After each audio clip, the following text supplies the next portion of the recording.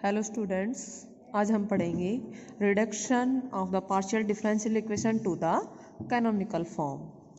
तो हमने पढ़ा था हम पहले एक्सरसाइज पढ़ चुके हैं कि हमारे पास कोई भी second partial differential equation second order की क्या बनाती है, कोनिक सेक्शन बनाती है, या तो वो हाइपरबोला बनाएगी या फिर वो पैराबोला बनाएगी या फिर वो क्या बनाएगी, एक इलिप्स बनाएगी।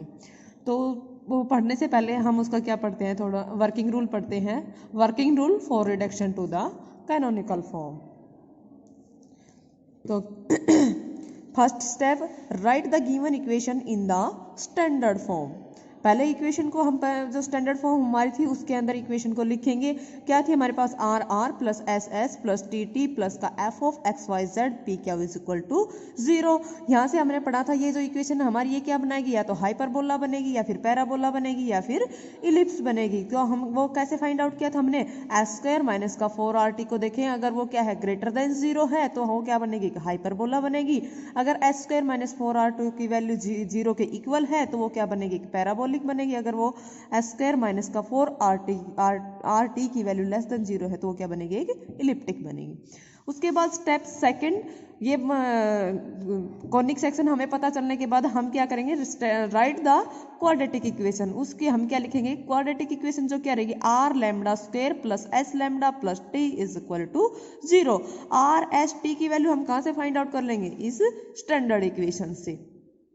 ये वाली हमारी इक्वेशन है, इसे हम आर एस और टी की वैल्यूज फाइंड आउट कर सकते हैं। जब क्वाड्रेटिक इक्वेशन है तो हमारे पास इक्वेशन के रूट्स कितने मिलेंगे, 2 रूट्स मिलेंगे, ठीक है ना, लैम्डा 1 एंड लैम्डा 2। वो रूट्स कैसे रहेंगे, या तो हो सकता है वो रियल और डिस्टिंक्ट रहेंगे, या फिर वो रियल रहेंगे, या फिर क्या रहेंगे, वो कॉम्प्लेक्स रूट्स रहेंगे।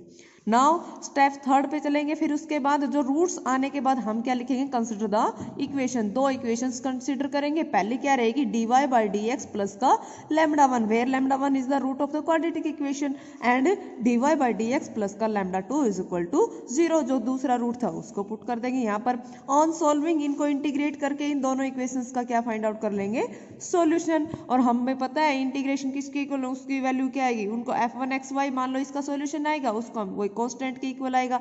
इस इक्वेशन का हमने मान लिया f2 xy सॉल्यूशन आएगा, वो भी किसके इक्वल आएगा, कांस्टेंट के इक्वल आएगा। इनडिफाइनाइट इंटीग्रल है इसलिए टेक, फिर जो ये हमारी कांस्टेंट वैल्यूज आएंगी उसको पहले एक को u मान लेंगे और दूसरे को v मान लेंगे। Take u is equal to f1 xy and v is equal to f2 xy, ठीक है। उसके बाद क्या है, if lambda 1 and lambda 2 we get only one function u is equal to F of X. अगर दोनों रूट्स क्या आ जाते हैं, सेम आ जाते हैं, तो भाई एक है हमारे पास सिर्फ एक ही फंक्शन आएगा u is equal to F of X Y. वहां से हमें एक सॉल्यूशन फाइंड आउट होगा। And we are to choose v in such a manner that it must be independent of u। But हमें सॉल्यूशन तो 2 ही चाहिए, है ना, तो इसलिए एक सॉल्यूशन तो यहाँ से आ जाएगा, दूसरा सॉल्यूशन हम क्या करेंगे, खुद से चूज करेंगे। वो v फंक्शन ऐसा चूज करेंगे जो u के ऊपर डिपेंडेंट ना हो। और वो कैसे, उसको वेरीफाई कैसे करेंगे कि भाई v जो हमने चूज किया है वो इंडिपेंडेंट है या नहीं है। तो वो हम कैसे वेरीफाई करेंगे, उसका क्या फाइंड आउट करेंगे हम, जकोबियन। जकोबियन क्या होता है, करली uv अपॉन करली x इंटू करली y। अगर हमारा क्या जाता है नॉन जीरो, या फिर क्या कह सकते हैं, जकोबियन की वैल्यू क्या होती है भाई, ये इसको हम किस फॉर्म में लिख सकते हैं, करली u बाई का करली x इन और करली u बाई करली y, करली v बाई करली x, करली v by curly y। That is determinant की वैल्यू क्या आ जाती है हमारी, नॉन जीरो आ जाती है। तो हम कहेंगे कि v हमारा क्या है, इंडिपेंडेंट है। फिर उसके बाद हमें स्टेप 5th पे जाना है। ये आने के बाद find P, Q, R, S and T in terms of U and V। जो हमारे पास यहाँ पर P, Q, R, S, T की जो भी वैल्यूज इक्वेशंस में आ रही हैं, P, Q, R, S, T की, इस इक्वेशन जो गिवन इक्वेशन होगी उसके अंदर उन सभी वैल्यूज को हम किस में चेंज करेंगे, U और V की टर्म्स में चेंज करेंगे। उसके बाद कह रहा है if lambda 1 and lambda 2 are complex conjugate, then u is equal to alpha plus iota beta and v is equal to alpha minus iota beta। हमें पता है भाई कॉम्प्लेक्स रूट्स हमेशा किस में आते हैं, पेयर्स में आते हैं, are functions of 2 independent variables. So in such cases find p, q और s t in terms of alpha and beta. तो उस केस में हम सारे टर्म्स किस में फाइंड आउट करेंगे, अल्फा और बीटा की फॉर्म में। नेक्स्ट स्टेप कह रहा है लास्ट स्टेप, तब P, Q और S T की सभी की वैल्यू जो आ जाएंगी U और V के अंदर, उन इक्वेशंस को हम जो हमारी गिवन इक्वेशन होगी उन वैल्यूज को उसके अंदर पुट कर देंगे, ठीक है ना। तो वो हमारी क्या कहलाएगी, कैनोनिकल फॉर्म।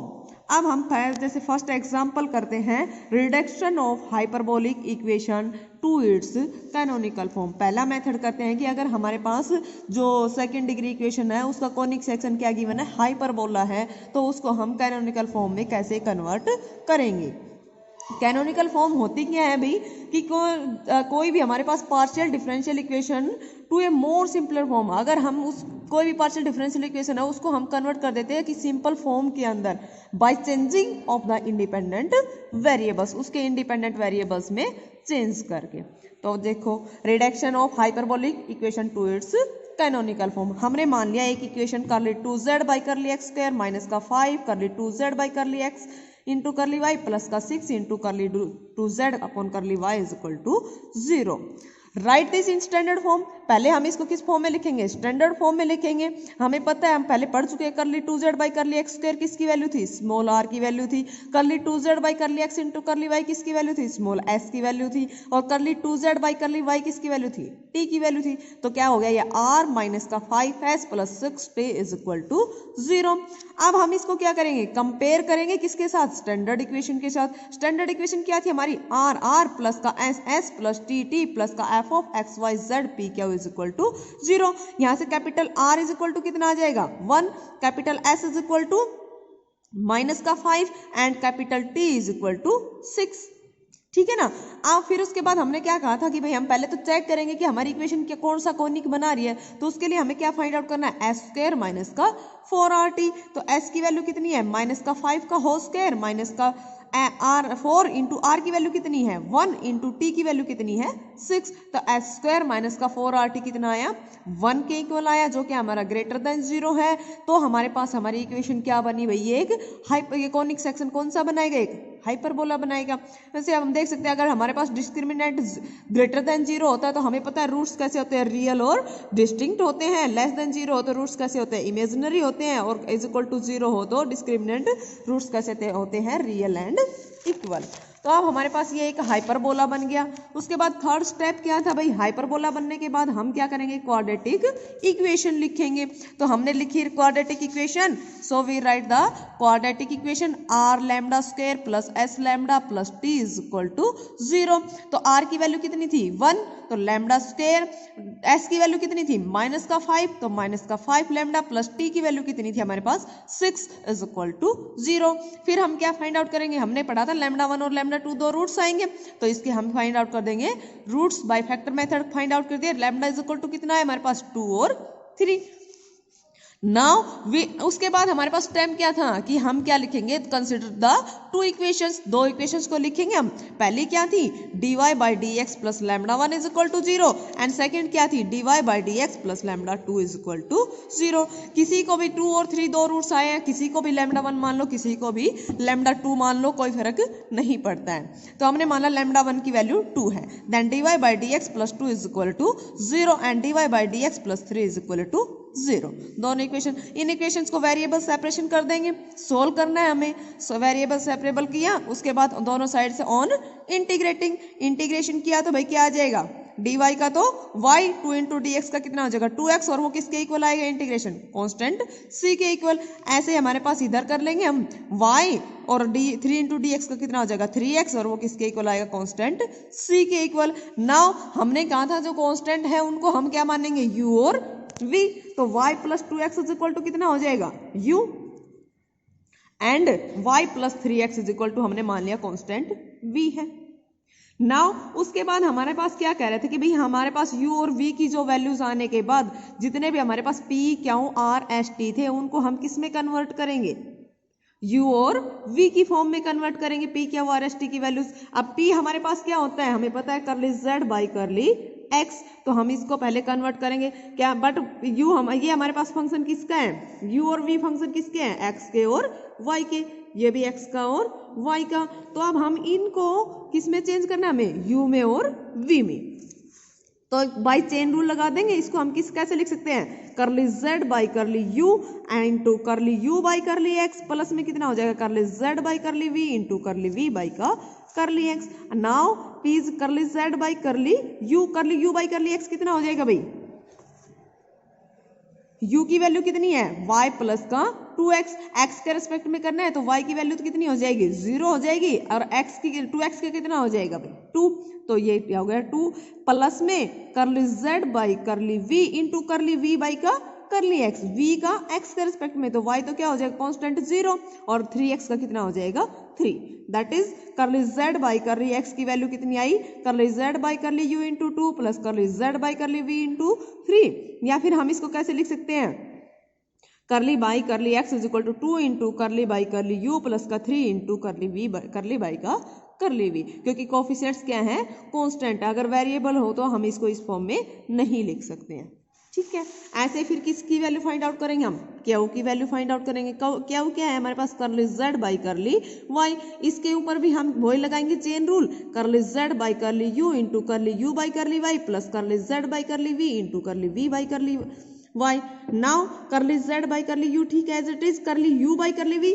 अब u की वैल्यू क्या थी हमारे पास y प्लस का 2x, इसका y के रिस्पेक्ट में करेंगे तो y की वैल्यू कितनी हो जाएगी 1 और 2x की वैल्यू 0, वो वैल्यू यहाँ पर पुट करेंगे तो करली z बाई करली u कितना हो गया हमारे पास भाई इंटू का 1, ऐसे करली z बाई करली v इंटू करली v बाई करली y, करली v बाई करली y की क्या वैल्यू कितनी आ रही है हमारे पास 1 आ रही, तो हम कैसे लिख सकते हैं इसको ऑपरेटर की फॉर्म में करली by curly y is equal to curly by curly u plus curly y का करली v।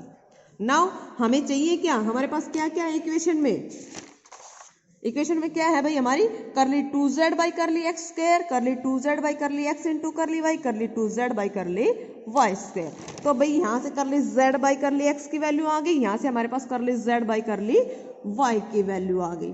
अब हमें सेकंड टाइम्स डेरिवेटिव चाहिए इसका, तो जो फर्स्ट वाली है उसको हम करली 2z बाई करली x, इसको कैसे लिख सकते हैं करली बाई का करली x इंटू करली z बाई का करली x, लिख सकते हैं हम इसको ऐसे।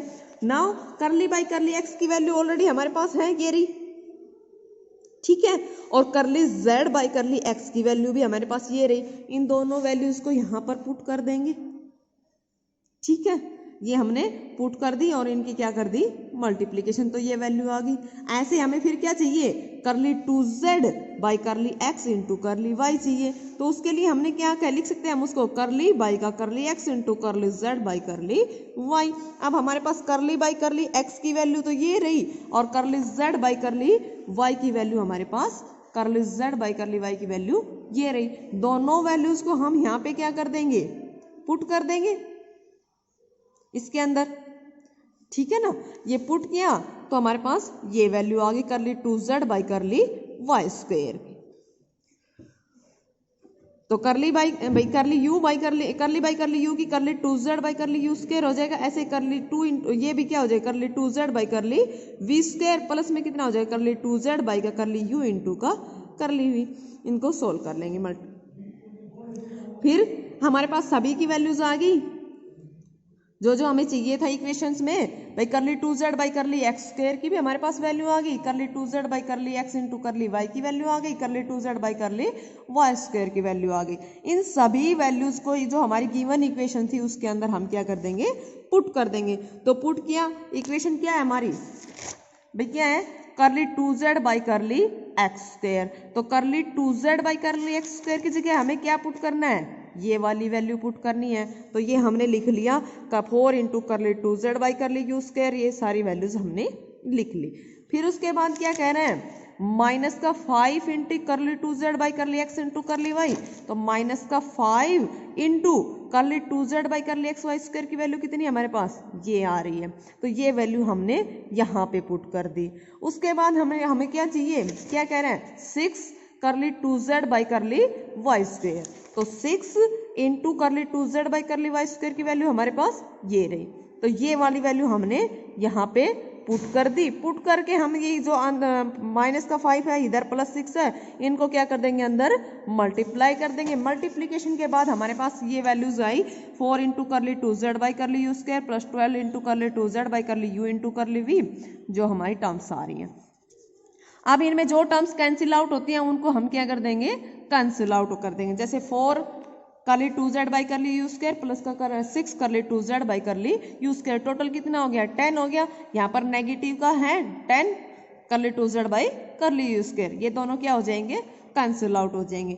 ऐसे 6 करली 2z बाई करली वी स्क्वायर प्लस का 9 करली 2z बाई करली 9 वी स्क्वायर कितने हो गए 15 और यहाँ पर नेगेटिव का 15 है, ये भी क्या हो जाएगा कैंसिल आउट हो गया। अब बचे 12 24 करली 2z by curly u into करली वी और माइनस का क्या है 25 करली 2z by curly u into का करली वी, तो कितना बचा क्या नेगेटिव ऑफ करली 2z अपॉन करली u इंटू का करली v इज इक्वल टू 0, या फिर हम इसको क्या लिख सकते हैं दैट इज करली 2z अपॉन करली u इंटू करली v इज इक्वल टू 0, जो हमारी क्या कहलाएगी कैनोनिकल फॉर्म कहलाएगी किसकी, जो किसकी फॉर्म में है u और v की फॉर्म में है, तो हमारी कैनोनिकल फॉर्म कहलाएगी किसकी हाइपरबोला की।